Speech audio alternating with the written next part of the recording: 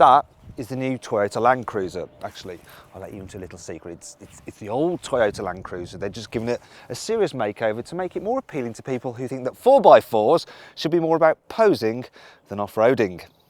There are some subtle changes round the back, like the new tail lamps. Up front, the most obvious update is the brash new shiny grille, which looks like it has been inspired by the James Bond villain Jaws. There's also some new headlamps, while the whole front bumper has been mounted higher to prevent damage to the new face when off-roading. Inside, Toyota has refreshed the Land Cruiser's dash. The button layout has been revised, extra bits of trim added, and there's a new 4.2-inch display for the driver which can show off-roading information. Meanwhile, the centre screen gets Toyota's new Touch 2 infotainment system. There's absolutely loads of room here in the back of the Land Cruiser. This seat is where I'd have it if I was the front passenger, and look at this, man. Loads of headroom, loads of knee room, got big rear windows so you get a good view out, which is great for kids. Now the middle seat, it's not perfect, it's a bit of a perch, but even so, I've still got enough headroom, and the footwells are suitably large that no one's going to be fighting for foot space. If you need to carry more than 5 people, you can get the Land Cruiser with a third row of seats. And on higher specification models, they are electrically operated, which makes putting them up easy. Now, getting into the very back of the Land Cruiser can be a bit of a palaver because you can only really do it from one side. And in the UK, that side is the left-hand side, and you also have to do a bit of a cheeky reach around for a lever, and then you can fold and slide the middle row forward, and then it's not the easiest to get in. But once you're back here and you pull the seat down, and I've got that set up for it being fine for an adult there, you can see I've got absolutely loads of knee room, and headroom is good as well. So adults could go a fair old distance here, so kids would be absolutely fine. And you know what, if they're not, they can blooming well walk. The Land Cruiser has impressive in-car storage too, and is available with a cool box under the central armrest. Oh dear, I'm getting hungry now. Most modern cars use what's known as a monocoque construction, where the whole body of the car actually provides the strength, and that helps keep the weight down. Now in the past, what you used to have was a chassis which provided the strength and all the bits were attached to, and on top you'd have a separate body. Now if you come over here, you'll see that's how the Toyota Land Cruiser is constructed. You've got a really strong steel frame there, and on top of it you've got the body, and it does add weight to the car having it designed like that, but it does mean it's nice and tough for dealing with some rugged off-roading. Admittedly, this is not one of the most extreme off-roading courses, but it could still flummox some less capable 4x4s. The Toyota Land Cruiser, however, takes it all in its stride thanks to a low ratio gearbox and lockable central differential.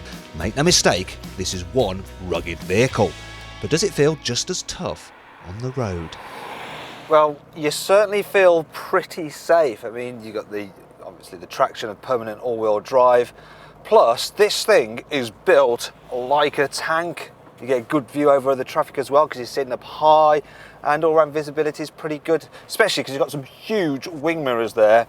Then there's the Land Cruiser's legendary reliability. Now, let's just say you're a gamekeeper and you're working out in the wilds, or maybe a member of a militia, and you've got an F-22 bearing down on you. You want a 4x4 that you can rely on, and let's just say, yeah, this is going to be a lot better than certain 4x4s that are made in Britain. And Toyota backs that up with a 5-year warranty. Now, if you want to rate your car for reliability, you can visit driverpower.co.uk.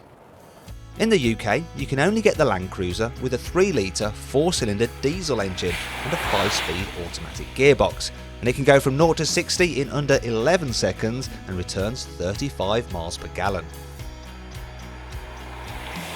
If I'm honest, the diesel engine isn't too bad, but it is slightly off the pace compared to what you get in the German rivals. For starters, the economy is a little bit down from what you can get in something like the 2-litre diesel that you get in the BMW X5 25D.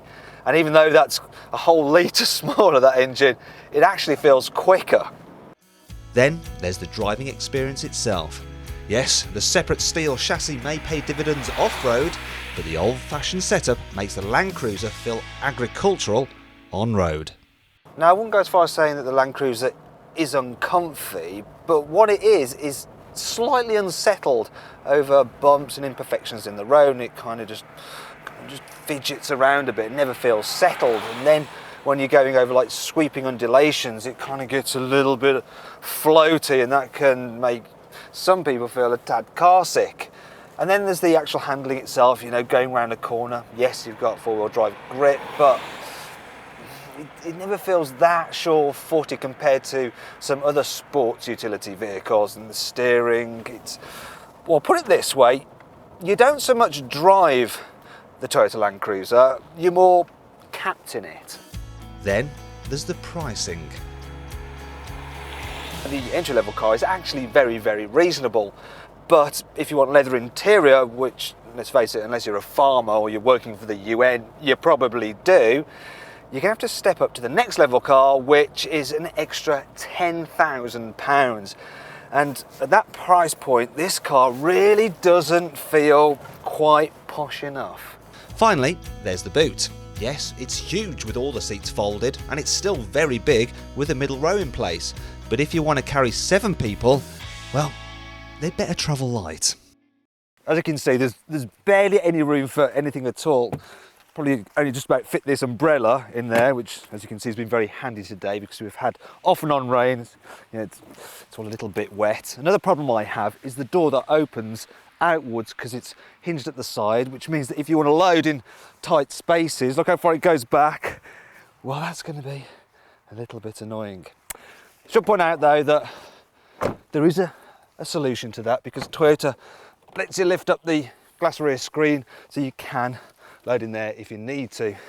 And that sums up the Toyota Land Cruiser. It does have a few problems, but it's a very dependable and capable 4x4. However, the same could be said of the Land Rover Discovery, and you can watch a review of that by clicking that video window up there. But if you want a 7-seater SUV that, you know, you're going to spend most of the time on road with, then how about the Mercedes GL, which you can watch a video review of down here. And as ever, don't forget to click on the logo to subscribe to the Carbuyer YouTube channel, and we'll send you a new video review every week.